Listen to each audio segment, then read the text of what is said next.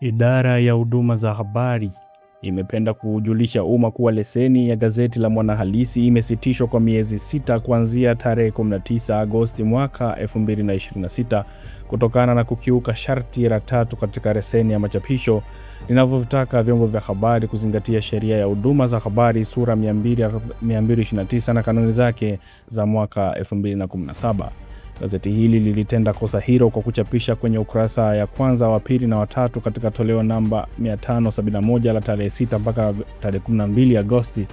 mwaka 2026 maudhui yaliyobebwa na kichwa cha habari kilichosomeka Nchimbi agoma kujiuzuru, pasipo kutimiza wajibu wa kuzingatia usahihi na mizani kabla ya kuchapisha na kusambaza habari kwa umma. Aidha, hatua hii inachukuliwa kutokana na gazeti hili kuwa na mwenendo wa kurudia makosa yaliyokwisha kuonywa, ambapo kumbukumbu zinaonyesha kuwa mnamo tarehe 8 mwezi Mei mwaka 2026 gazeti hili lilipewa onyo la maandishi baada ya makosa haya kutendeka katika toleo namba 557 la Aprili tarehe 30 hadi Mei 6 mwaka 2026. Taaluma ya uandishi wa habari ni taaluma adhimu na inayohitaji kutumiwa kwa umakini na uangalifu wa hali ya juu ili kuepusha upotoshaji na kuhakikisha jamii inapata habari sahihi za ukweli na ambazo kutafutwa, kuchakatwa na kuchapishwa kwake kumezingatia sheria, kanuni, weledi na misingi ya taaluma ya uandishi wa habari inayotumika kote duniani. Kwa muktadha huo, mkurugenzi wa huduma za habari alipoona kuwa gazeti hili limetenda kosa la kukiuka masharti ya leseni iliyotolewa na idara chini ya sheria sura namba 229 pamoja na kanuni zake za mwaka 2017 kama zilivyorekebishwa mwaka 2024, na kwamba ikithibitika linaweza kuadhibiwa kwa mujibu wa sheria, na alitoa fursa kwa gazeti hili kufika idara ya huduma za habari kwa ajili ya kusikilizwa juu ya makosa tajwa. Kikao kilifanyika katika ofisi ndogo ya Dar es Salaam siku ya tarehe 7 Agosti mwaka 2026. Baada ya majadiliano ya kina, gazeti lilipewa fursa nyingine ya siku 3 kuwasilisha maelezo ya ufafanuzi kwa maandishi, kumwezesha mkurugenzi wa huduma za habari kuelewa mazingira yaliyopelekea makosa hayo kutendeka. Maelezo husika yalipowasilishwa idara ya huduma za habari, ilibainika kuwa ufafanuzi uliotolewa haukizi haja ya kuliondolea gazeti hili wajibu wa kuzingatia misingi hiyo ya kitaaluma, hususan ikizingatiwa kuwa gazeti hili ni kongwe na lina waandishi pamoja na wahariri wenye uzoefu wa muda mrefu katika tasnia ya habari. Wakati wa majadiliano na katika maelezo ya waandishi wa habari wa gazeti hili, zilibainika dosari kadhaa dhidi ya misingi ya kiuandishi, ikiwemo kukosekana kwa usahihi na umakini katika kuhalili habari. Dosari hii ilithibitika baada ya kuonekana kuwa katika ukurasa wa pili wa gazeti hili kumetumika picha ya Mheshimiwa Paul Christian Makonda ambaye ni waziri wa habari, utamaduni, sanaa na michezo, na chini ya picha hiyo kuna maelezo yanayomtaja kuwa ni Mheshimiwa Balozi Dr. Emmanuel Nchimbi, makamu wa rais wa Jamhuri ya Muungano wa Tanzania. Hii ni dosari ya mwandishi pamoja na mnyororo mzima wa wahariri unaohusika katika kuhakiki usahihi wa taarifa zilizoandikwa kabla ya hatua ya kuchapisha gazeti husika. Dosari nyingine ilikuwa ni kukosekana kwa mizani ya habari. Hii ilithibitika katika habari husika kutokana na mwandishi kutochapisha maelezo ya upande wa pili wa habari. Maelezo ya habari hii yanajikita katika kuzungumzia kujiuzuru kwa Mheshimiwa Balozi Dr. Emmanuel Nchimbi, lakini hayaoneshi mahara popote ambapo Mheshimiwa Dr. Emmanuel Nchimbi mwenyewe amehojiwa na kusema lolote juu ya swala hilo. Aidha, habari hii imeandikwa juu ya hoja zinazodaiwa kutolewa na Mheshimiwa Paul Makonda, tena kwa kumnukuu, lakini hakuna mahali ambapo Mheshimiwa Paul Makonda amenukuliwa kuthibitisha au kuonesha yeye ndiye aliyesema hoja hizo.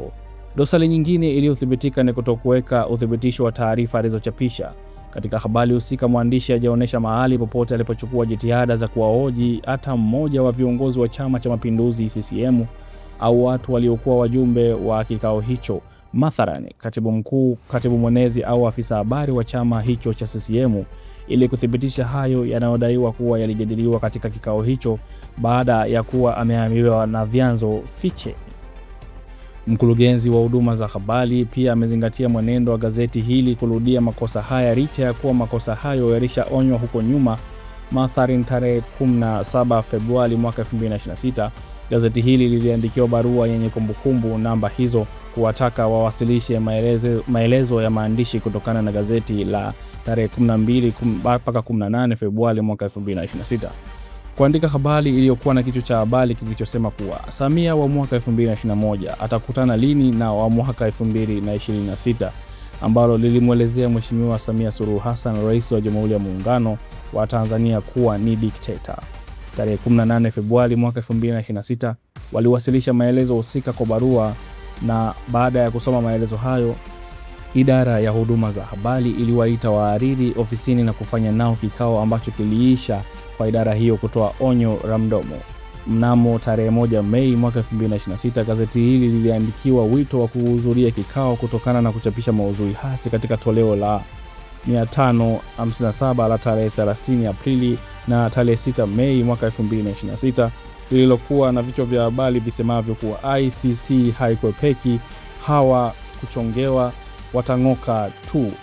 ambavyo viliwaoneka kuwa na maudhui potofu na yasiyozingatia sheria, misingi na maadili ya taaluma ya uandishi wa habari, ikiwa ni pamoja na kutumia picha ya mtu mwingine katika wadhifa wa mkurugenzi wa usalama wa taifa DGIS. Tarehe 7 Mei mwaka 2026, gazeti hili liliitwa katika kikao na lilitoa maelezo ya ana kwa ana na baadaye kupewa nafasi nyingine kupitia barua nyingine walioandika ya tarehe 6 mwezi wa 5 mwaka 2026 kujitetea kwa maandishi kwa nini wasichukuliwe hatua stahiki kwa mujibu wa sheria. Walipowasilisha utetezi wa maandishi kwa hiyo barua, ambapo ilikuwa ni ya tarehe 7 Mei mwaka 2026, idara kupitia barua nyingine tena ya tarehe 8 mwezi wa 5 mwaka 2026 ilitoa onyo na maandishi kwa gazeti na kuwataka wahariri wa gazeti hili kuimarisha weledi katika uhariri wa maudhui na kujiridhisha juu ya usahihi wa taarifa inazozichapisha kabla ya kuzisambaza kwenye gazeti kwa umma.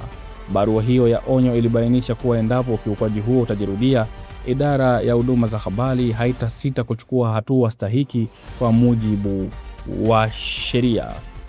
Nini maoni yako kuhusiana na hatua hizi zilizochukuliwa na wizara hii ya habari katika kulifungia gazeti hili la Mwanahalisi kwa miezi 6?